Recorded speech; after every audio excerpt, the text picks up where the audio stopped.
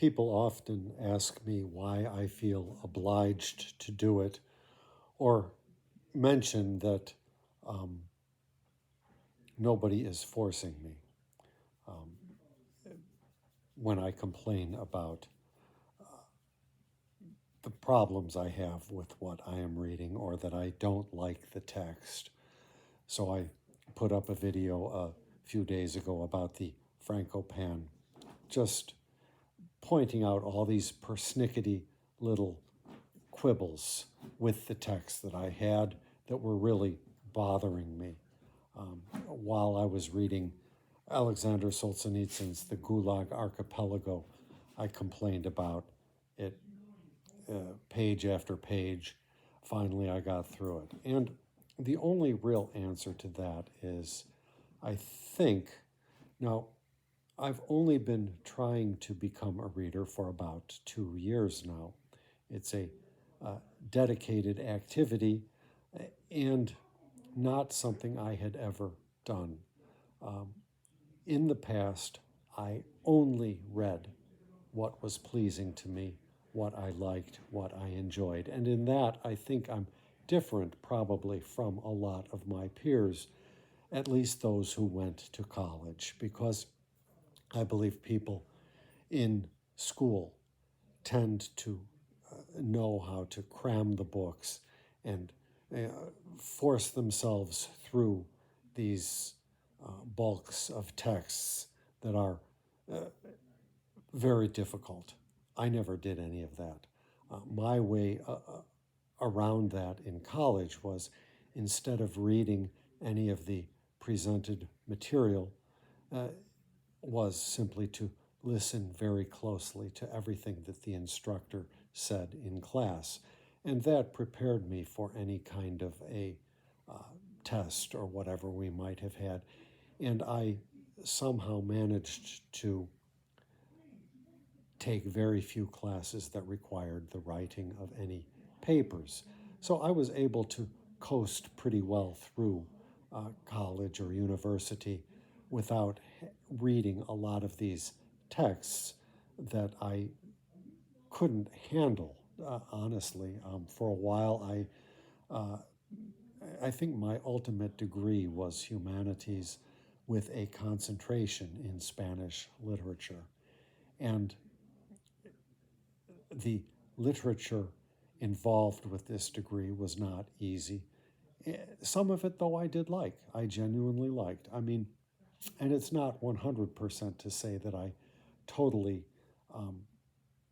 disregarded the class assignments. I had a class on American literature, and we had stories by Faulkner and Henry James. I don't remember anybody else taught in that class. And I at least read a couple of the books by Faulkner, and I read at least one of the books by Henry James. There were multiple. So it wasn't like I completely disregarded assignments. But as a rule, throughout my life, I have only read what I was interested in. And so now that I am becoming a reader since 2 years ago, since January of 2022, I have been scheduling what I read, so to speak. It's not that I have a huge TBR, to be read pile mapped out in advance. I'm what the BookTube community refers to largely as a mood reader, but I have my possibilities, and now when I finish a book, even that same day, I will start the next book. And so I'm reading a vaster quantity of materials than I ever did before. And as yet, I have not DNF'd, as the BookTube community calls it. I have not discarded or put away something I've started without finishing it. DNF meaning do not finish. And so that inevitably entails bearing with it and plowing through, even though, you may not like it. And there have not been that many works that I have disliked so much that I haven't gotten anything out of it. And even in laborious chores like the Gulag Archipelago by Solzhenitsyn, which was not a pleasure to read in contrast with Stephen Runciman's History of the Crusades. Even in that case, by the end, I felt that I derived value from it. And so it is the same with this Peter Frankopan book.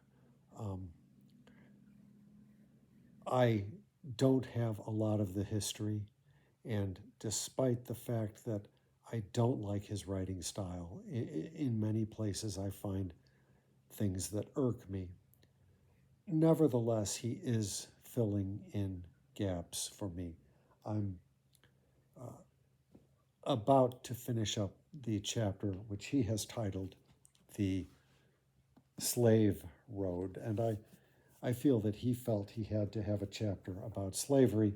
The chapter, at least as far as I can tell, it's about 1/3 about slavery, and then the rest of it goes on to talk about other things. So he's titling his chapter for reasons other than the contents of the chapter itself.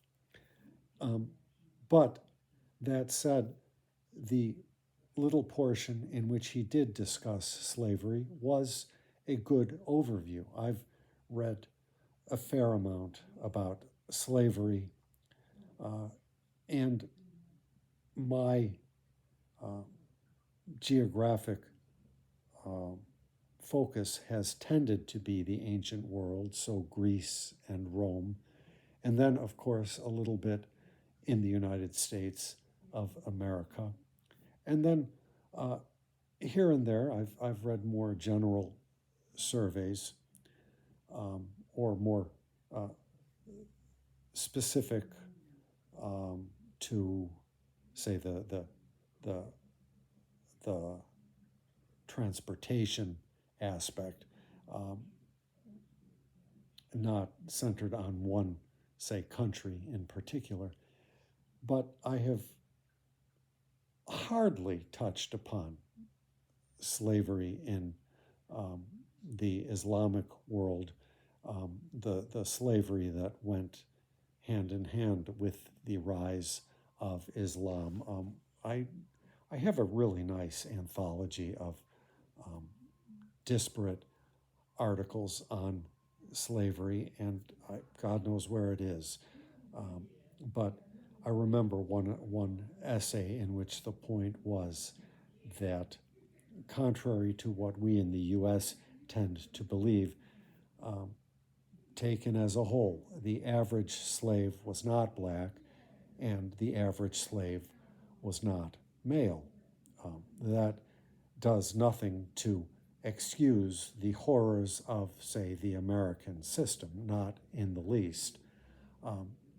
But that little window was touching on a lot of, say, the slavery that occurred in medieval Islam, or that passed through, say, the Indian Ocean. So all of this, we've all heard that the word slave comes from Slav. I've heard that too, but I never really had any of that history. So Frankopan has given me some of that. It's not being given in the style that I would like, but I think that in order to achieve your learning goals, if you will, sometimes you have to go with what's available. What was the famous Rumsfeld thing? You go to war with the army that you have, not with the one you wish you have. Well, when you try to study something, you work with the texts you have available. To some degree, you seek out better texts if you can, but it's impossible to do that in a way that's fail safe. And so, were I to rely on my old habits of simply DNFing everything that displeased me from the moment it displeased me, I would get nowhere. And that is why, even when I was young, I recall a professor of mine telling me, "You have little pockets of knowledge." And that was exactly the case. He was a very perceptive man. His name was Leon Bellin, a teacher that I had at the University of Illinois, Chicago Circle campus. And I don't think at the time that he mentioned it to me that I realized quite how perceptive his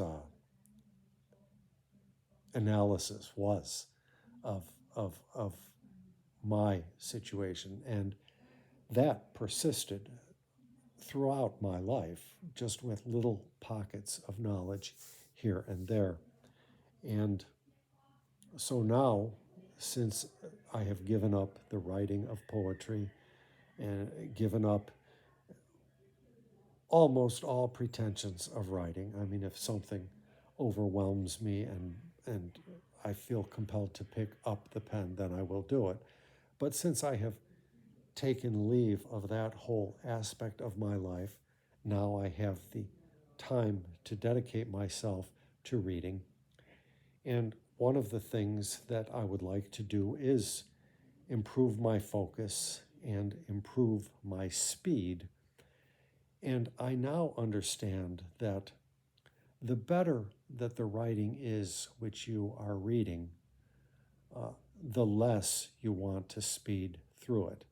And for a text of poetry, for example, you absolutely don't want to speed through it.